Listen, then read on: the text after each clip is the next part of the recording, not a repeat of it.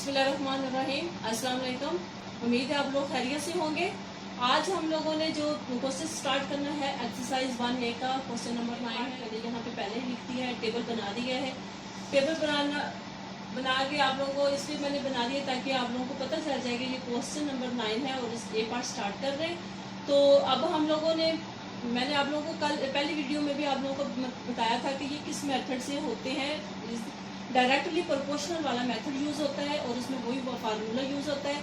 ये वाला क्वेश्चन जो है टेबल की सूरत में दिया हुआ है, लेकिन क्वेश्चन वैसा ही है, इसको भी उसी तरह से करना है डायरेक्टली प्रोपोर्शनल तरीके से, क्योंकि उन्होंने पूछा हुआ है कि y is directly proportional to x. तो आगे उनकी वैल्यूज़ यहाँ पे दी हुई हैं। तो ये टेबल को देख के अक्सर बच्चे घबरा जाते हैं कि ये पता नहीं क्यों टेबल कैसा दिया हुआ है, आगे समझ नहीं आ रही है इसमें क्या करना है। तो मैं आपको एक मेथड बताती हूँ, यहाँ पे करके दिखाती हूँ ये वाला। तो आगे नेक्स्ट आपको बी करना आसान लगेगा। तो लेकिन वो भी मैं आपको सहूलत के लिए करवा देती हूँ ताकि कोई कंफ्यूजन ना रह जाए। चलते हैं। अब डायरेक्टली प्रोपोर्शनल का फार्मूला हमने पहले भी किया था, तो वो क्या था कि वाई, ये डायरेक्टली प्रोपोर्शनल का साइन है, उसके बाद एक्स आ जाएगा।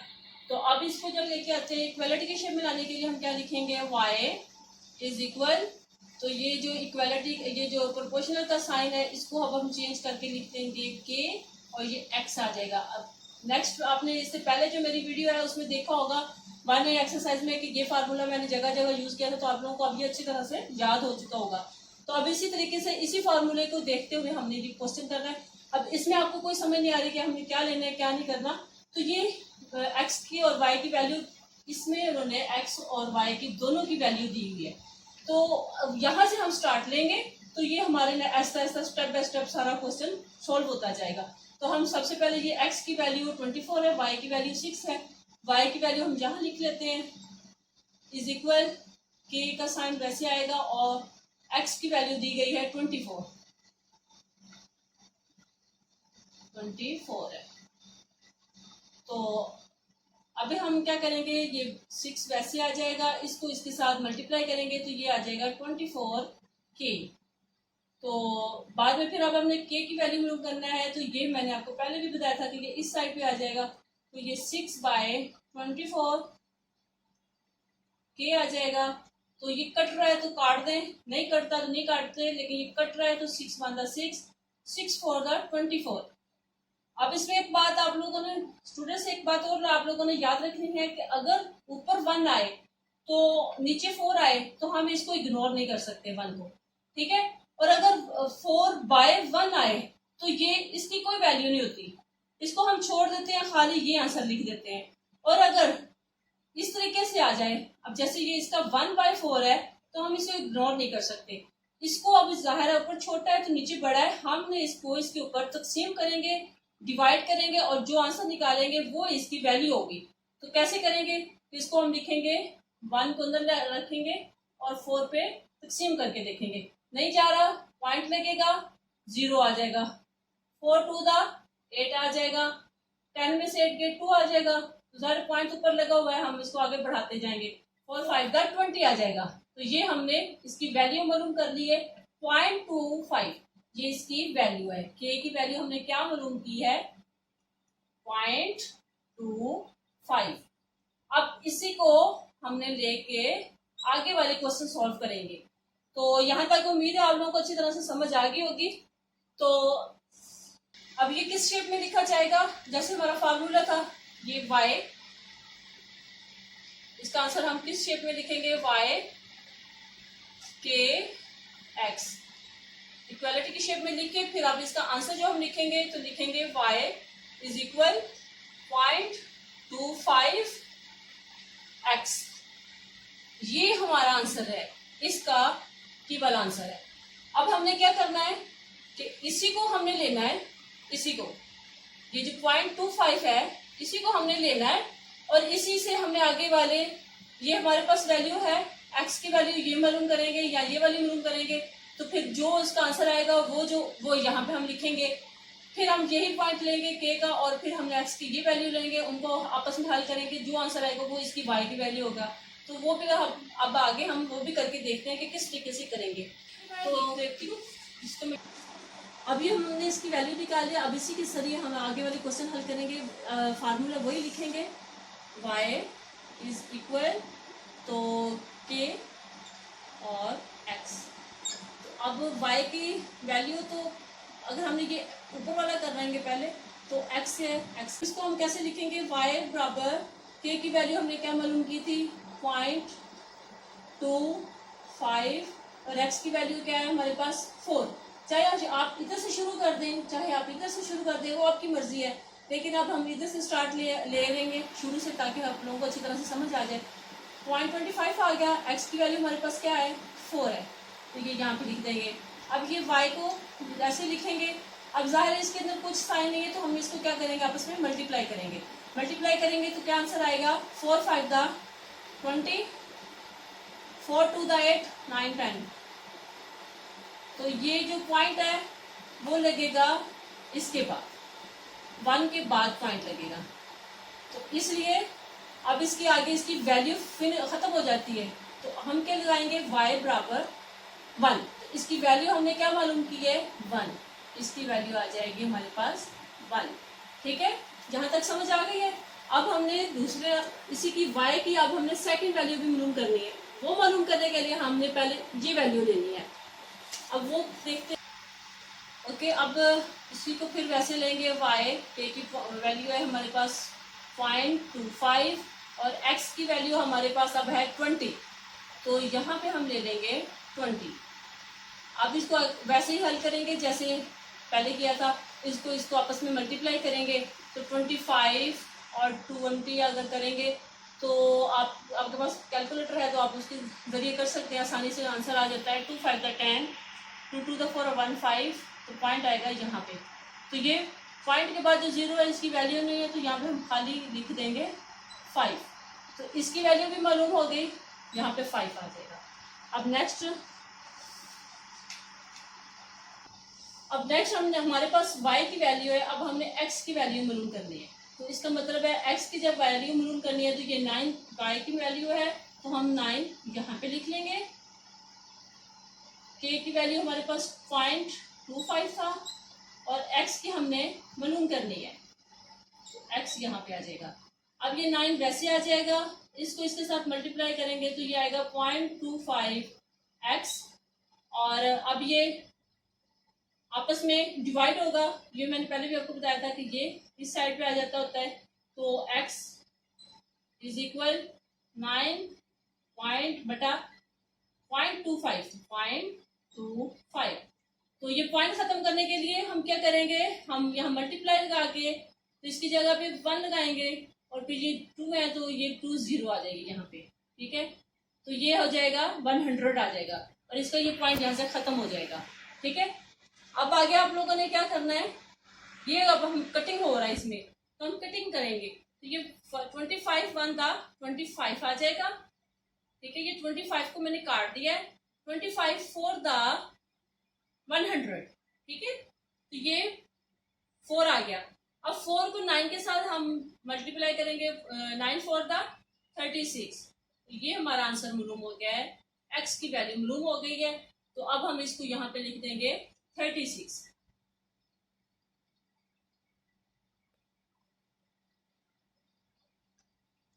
ओके, अब इससे आगे वाला नेक्स्ट करते हैं। आगे इसकी फिर y की वैल्यू 11 दी हुई है, यहाँ पे हम 11 लिख देंगे। k की वैल्यू हमारे पास 25 है और x की हमने वैल्यू मालूम कर ली है, वैसे का वैसे आ जाएगा। और ये 0.25 को इसके साथ मल्टीप्लाई किया तो आ जाएगा 25x, तो अब ये आके डिवाइड हो जाएगा। अब हम इसको इस साइड पे लेके आके डिवाइड कर देंगे तो आएगा 11 बाय 0.25, तो यहाँ पे आ जाएगा x। तो ये वही पहली वाली बात थी, इसको अब जब पॉइंट को ख़त्म करेंगे तो यहाँ पे आ जाएगा पॉइंट की जगह 1 और 2 है तो 2 शुरू आ जाएंगे। अब ये कट रहा है तो हम इसको काट देंगे, 25 4 दा 100, 11 को इसके साथ किया तो 44 आ जाएगा। तो ये हमारी x की वैल्यू मालूम हो गई है लास्ट वाली, तो यहाँ पे आ जाएगा 44, ये था 36। उम्मीद है आप लोगों को इस सवाल की अच्छी तरीके से समझ आ गई होगी। इसका बी पार्ट भी इसी तरीके से है, लेकिन वो मैं आपको फिर करवा देती हूँ ताकि आप लोगों को अच्छी तरह से समझ आ जाए। अब ये बी पार्ट मैंने लिख दिया है, यहाँ पे इसका टेबल भी साथ लिख दिया है, इसमें पॉइंट भी लिख दिए हैं ताकि आप जो पॉइंट में आप लोगों को कोई कन्फ्यूजन हो रही है तो वो भी आपको अच्छी तरह से समझ आ जाएगी कि ये कैसे सवाल हल होगा। तो इसमें भी वही फार्मूला यूज़ होगा।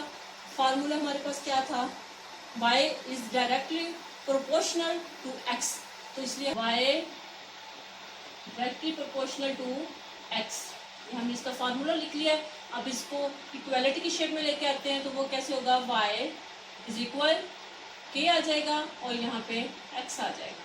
तो अब हमने देखना है कि x और y की वैल्यू जहाँ पे हमें दोनों वैल्यू दी गई है हमने वहाँ से क्वेश्चन को स्टार्ट करना है। पहले क्वेश्चन में सेंटर में दिया हुआ था, लेकिन अब यहाँ पे उन्होंने ना दोनों को दिया हुआ है, x की वैल्यू भी है y की वैल्यू भी है। अगर हम इन दोनों को लेंगे तो हमारी k की वैल्यू मालूम होगी। ठीक है, अब हम यहाँ से स्टार्ट करते हैं।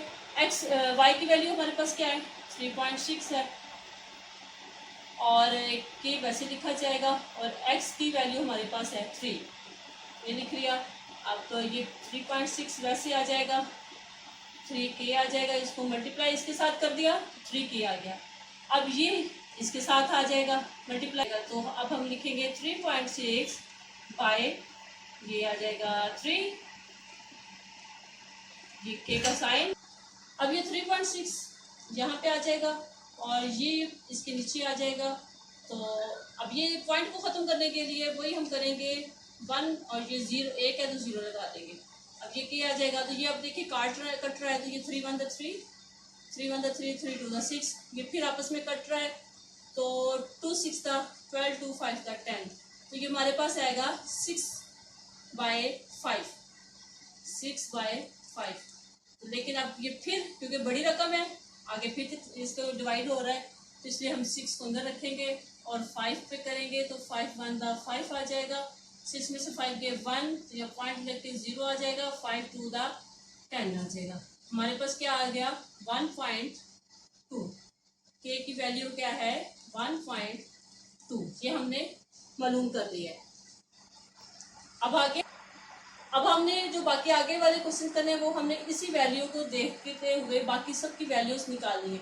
अब इस वैल्यू को हम कैसे लिखेंगे ये मैंने लिखा हुआ है, तो यहाँ पे मैं आप लोगों को एक दफ़ा फिर ये फार्मूला लिख के इसकी वैल्यू भी लिख के बता देती हूँ।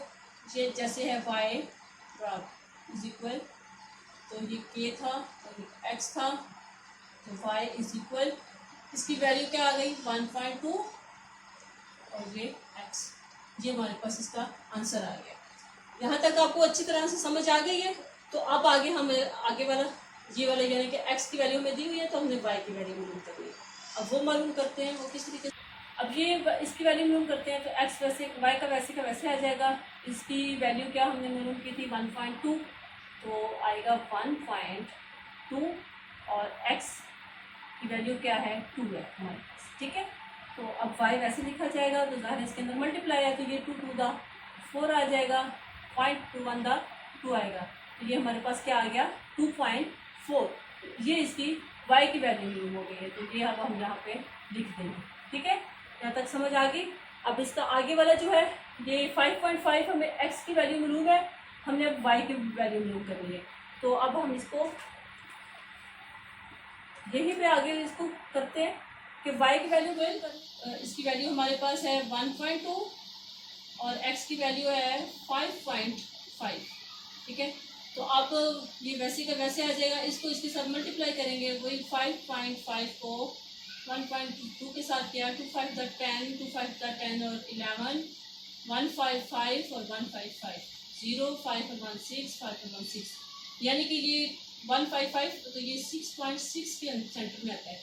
तो इसका मतलब इसका क्या आंसर आया है 6.6, इसको करते हैं 6.6 इसका आंसर आ गया। ठीक है, तो ये अब हम इसके अंदर लिख देंगे 6.6, इसकी वैल्यू भी मालूम हो गई। अब आगे नेक्स्ट जो है वो y इक्वालिटी की शेप में लिखते हैं ना k x, तो इसको अब आप करेंगे, ये हमारे पास y की वैल्यू है 9.6, अब हमने ये मालूम करनी है। जो खाली जगह होगी ना उसके ऊपर या नीचे जो वैल्यू होती है हमने उसी के साथ उसका आंसर निकालना होता है। अब y की हमारे पास है 9.6 है, k की वैल्यू हमने पहले मालूम की है 1.2 है, x वैसे आ जाएगा, तो 9.6 1.2 इसके साथ हो जाएगा मल्टीप्लाई, तो ये आंसर आ जाएगा। अब 9.6 तो ये इस साइड पे आके डिवाइड हो जाएगा, तो ये x आ जाएगा। इसका अगर ऐसे ऊपर पॉइंट हो और नीचे पॉइंट हो तो जाहिर है इस पॉइंट को ख़त्म करके हम ऊपर 10 लगाएंगे, इस पॉइंट को ख़त्म करके हम नीचे 10 लगाएंगे, तो 10 10 के साथ ख़त्म हो जाता है, इसलिए हम इसको ऐसे ही हटा देते हैं कि ये इसके साथ ख़त्म हो गया है। अगर नहीं समझ आती तो आपको फिर बता देती हूँ कि ये पॉइंट ख़त्म किया हमने, ये वाला पॉइंट ख़त्म किया तो यहाँ 10 आ गया, ये पॉइंट ख़त्म किया ये वाला तो ये यहाँ पे 10 आ गया। अब ये 10 10 के साथ कट गया, ये बाकी बच गया हमारे पास, तो ये 12 बनता, 12 एट द 96, तो ये हमारे पास x की कीमत क्या आ गई है 8, यहाँ पे आ जाएगा 8। ठीक है, अब आगे लास्ट जो है वो आपको बता देती हूँ कि लास्ट हमारी क्या है। लास्ट में हमारे पास है 11.4, ये लिख लेंगे, k की वैल्यू है 1.2 और x वैसे आ जाएगा। अब फिर वही 11.4 और ये 1.2 को इसके साथ किया तो मल्टीप्लाई, तो 1.2 x आ जाएगा। 11.4 लिखेंगे तो ये इसके साथ डिवाइड होकर इसके नीचे आ जाएगा, 1.2 आ जाएगा और ये x। अब इसमें वही मैंने आपको पहले भी बताया था कि ये वैल्यू इसके साथ ख़त्म हो जाती है पॉइंट। अब हम इसको डायरेक्ट काट लेंगे, तो ये 2 6 द 12, 2 5 द 10, 2 7 द 14। ठीक है, तो ये 6 और 57 आई थिंक नहीं कट रहा, कट रहा है 3 2 द 6, 3 1 द 3, 3 9 द 27। तो ये हमारे पास वैल्यू आ जाएगी इसकी 19/2। ये अभी भी कट रहा है तो इसको हम 19 को अंदर रखेंगे और 2 9 द 18, 1 आ जाएगा, पॉइंट लगेगा 0 2 5 द 10। तो ये हमारे पास क्या वैल्यू आ गई 9.5, इसकी वैल्यू आ गई x की, तो यहाँ पे आएगा 9.5। उम्मीद है आप लोगों को इस टेबल की अच्छी तरीके से समझ आ गई होगी। मैंने एक एक पार्ट को और अच्छी तरीके से समझाया ताकि आप लोगों को कोई प्रॉब्लम या कोई मुश्किल ना आए। ठीक है, अब आगे जो है वो क्वेश्चन नंबर 10 है, वो करते हैं। क्वेश्चन नंबर 10 स्टार्ट कर रहे हैं, उसका मैं वन पार्ट आपको बता रही हूँ। उसमें उन्होंने पूछा है if y is directly proportional to x and y की वैल्यू दी गई है और x की दी गई है, वो मैं लिख देती हूँ यहाँ पे। तो सबसे पहले हम लिखते हैं y की वैल्यू और साथ है x की वैल्यू। y की वैल्यू है हमारे पास, y की वैल्यू है 20 दी है और x की वैल्यू है हमारे पास 5। तो अब इसमें भी वही डायरेक्टली प्रोपोर्शनल यानी कि वही फार्मूला यूज होगा, y डायरेक्टली प्रोपोर्शनल का ये साइन और x। तो y की वैल्यू क्या, अब इसको पहले इक्वालिटी की शेप में लेके आएंगे, y बराबर k x। तो y की वैल्यू क्या है हमारे पास 20 है, तो k वैसे आ जाएगा और x की वैल्यू हमारे पास 5 है। तो इसको 20 लिखेंगे और ये इसमें होके 5k आ जाएगा, तो ये जाहिर इस तरफ आएगा, तो ये 20/5 x आ जाएगा। ओके, 5 फॉर द 20 आ जाएगा, तो x की ये हमने मालूम कर लिया है k। तो इसको कैसे लिखा जाएगा, इसकी वैल्यू कैसे लिखी जाएगी, y इज इक्वल 4x। ये इसका आंसर हमने डायरेक्टली प्रोपोर्शनल मालूम करके f और y को x के साथ उसका आंसर निकाल दिया। अब जो दूसरा इसका बी पार्ट है उसमें है draw the graph of y against x। अब इसका जो बी पार्ट है उसमें ग्राफ उन्होंने कहा गया है, यहाँ बी पार्ट, इसका बी पार्ट लिख देती हूँ। आगे उन्होंने ग्राफ कहा है कि ग्राफ बनाए। ग्राफ हमने किस तरह बनाना है कि हमें इसी वैल्यू को देखना है, y की कोई कुछ भी नहीं है यानी कि y 1 है, तो x जो है वो 4, उसकी 4 वैल्यू है। तो अब हम जब इसका ग्राफ बनाएंगे तो हमने इस तरीके से इसका ग्राफ बनाना है। ये हमने सपोज कर लेना है कि ये x है और ये y है, तो यहाँ पे 0 आता होता है। तो आगे अब हमने ये देखना है कि ये y इस तरफ लिखा हुआ है ना, तो हमने यहाँ पे इसको ये वैसे आपको एक मिसाल समझा रही हूँ कि ये 1 कंसिडर कर लेते हैं, ये 2 और ये 3। तो इसी तरह हम इस तरफ से भी इसको पॉइंट दे के ये वाला बनाते जाएंगे। अगर ये 1 2 3 4 है तो हम ये लिखेंगे 1 2 3 4 5।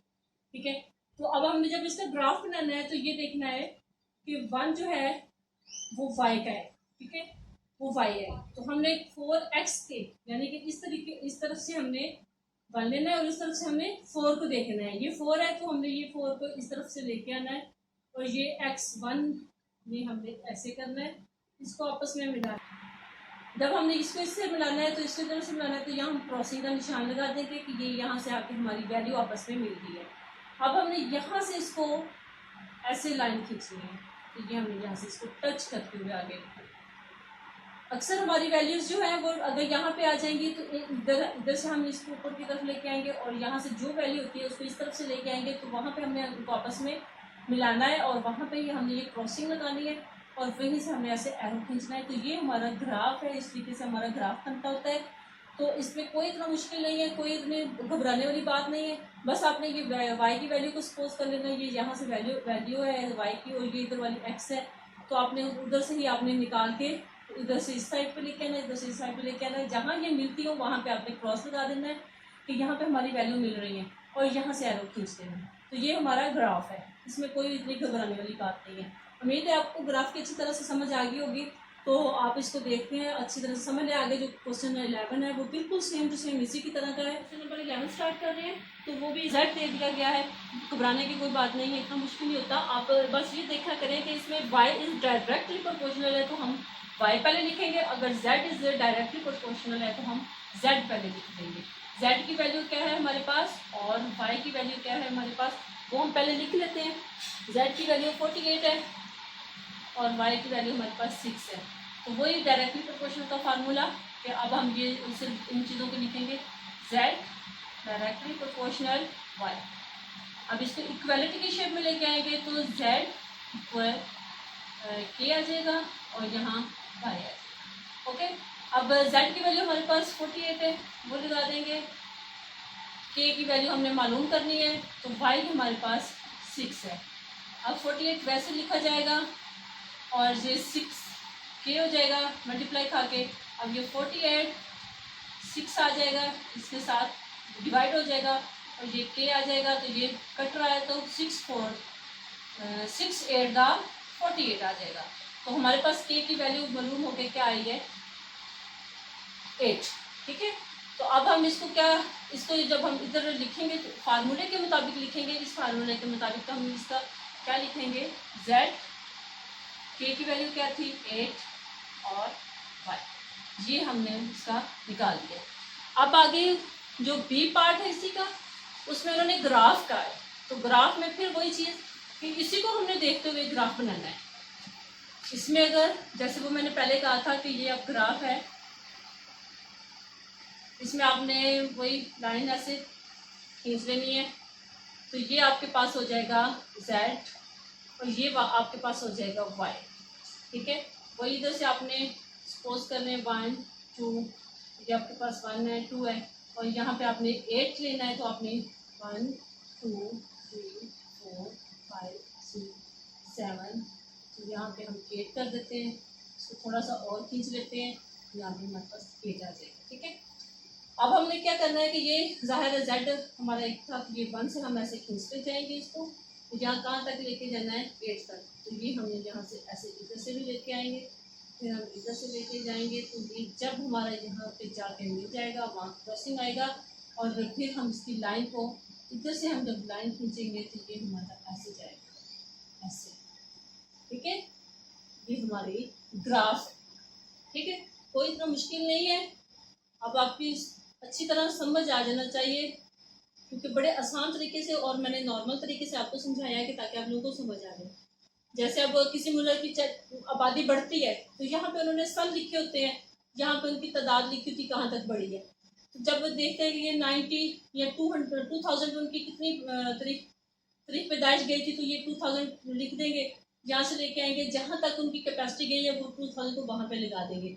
अगर 2005 में उन्होंने तारीख पैदाइश देखनी है तो 2002 को खींच देंगे, अगर उनकी कम है तो वो कम पे जाएंगे, अगर ज़्यादा बढ़ गई है तो वो ज़्यादा जाएंगे, फिर अगर ये एरो ऊपर गया है तो दूसरी दफ़ा वो नीचे आएगा, तीसरी दफ़ा ऊपर जा रहा है, तो ये ग्राफ उस हिसाब से फिर बनता जाएगा आगे आगे। तो ये अभी उन्होंने आपको सिंपल एक एग्जाम्पल के तौर पर उन्होंने समझाने के लिए बताया है कि अगर ये ऐसे हो तो आप उसको किस शेप में बनाओगे ग्राफ, तो हम लोग इस तरीके से ग्राफ को बनाएंगे। ठीक है, उम्मीद आप लोगों को अच्छी तरीके से समझ आ गई होगी। तो अगर आप लोगों को मेरी वीडियो पसंद आई है, लाइक करें, शेयर करें और अपने दोस्तों को भी आगे शेयर करें। तो इंशाल्लाह मिलते हैं आगे नेक्स्ट वीडियो में। तो बाकी जो मेरे क्वेश्चंस रह गए हैं वो मैं आप लोगों को आगे नेक्स्ट वीडियो में सारे इंशाल्लाह अपलोड करने की कोशिश करूँगी। अब मुझे इजाज़त दीजिए।